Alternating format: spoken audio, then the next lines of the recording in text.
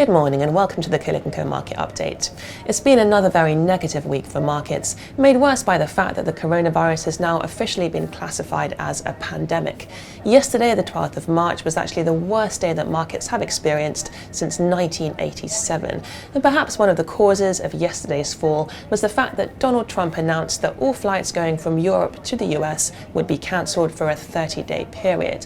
Now, this drastic action really served to spook the markets, and perhaps it was made worse by the fact that Donald Trump reportedly had not discussed this announcement with European officials before making it public to the market. So we saw a very large fall in some travel stocks and airline stocks yesterday, and a very significant fall across markets in general.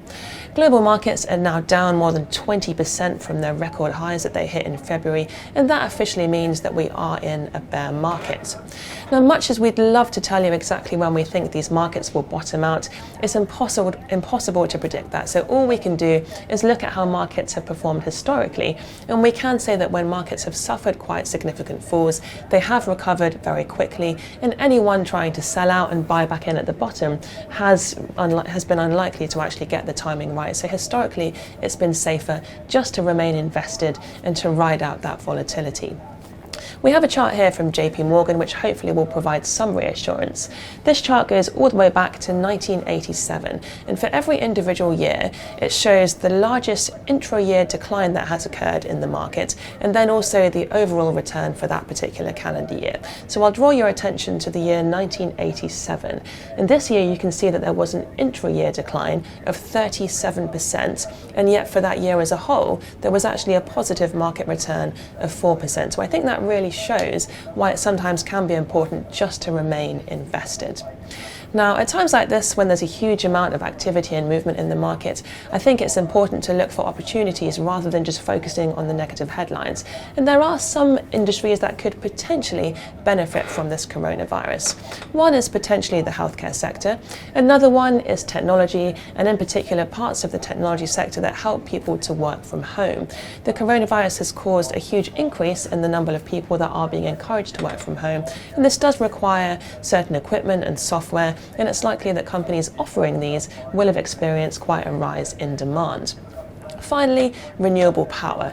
It does seem that there is quite a strong link between levels of pollution and the severity of the coronavirus. If you have a look at this map here that shows levels of air pollution across the world, you can see that pollution is particularly bad in areas such as China and Italy that do seem to be suffering particularly badly from the coronavirus. So perhaps this will encourage governments to increase the speed of transition from fossil fuels to renewable power.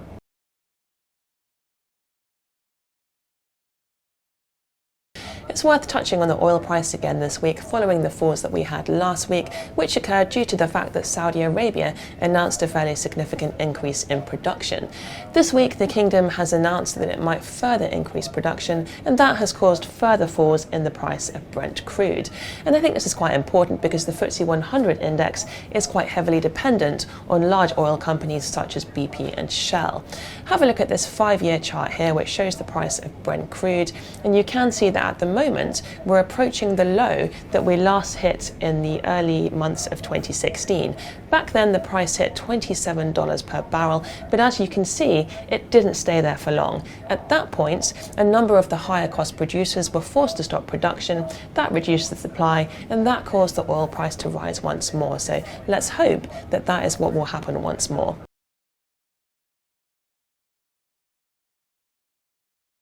And finally this week we had the first budget from our new Chancellor, Rishi Sunak. And we have to say it is a fairly bold budget for a brand new Chancellor, and he has announced quite a significant increase in spending. 2 points of note. The first is the government's response to the coronavirus, and I think they have made it quite clear that they are willing to spend huge amounts of money in order to limit the spread of this and to limit the impact on the economy. They have announced that anyone who is self-isolating will be entitled to sick pay from day one. That's a fairly expensive policy, and we think that really shows that the government is willing to do whatever it takes to limit the spread of this virus. The second notable point in the budget was the large increase in spending that will be used to spend more on infrastructure. Now, there have been some negative comments about the increase in government debt that this will cause, but in our view it does make sense to borrow money when interest rates are this low, as long as that money is spent on things that will generate higher levels of economic growth. And if history is anything to go by, spending on infrastructure does lead to higher levels of growth. So that's definitely something that could be beneficial for the UK economy at this difficult point in time. Now, moving on to the week ahead, clearly we'll be watching the coronavirus and its spread very closely, but in terms of companies reporting, we have got results out from car manufacturer Volkswagen, copper producer Antofagasta, and technology consultancy Accenture. That's it from us. Have a good weekend, and we'll see you next Friday.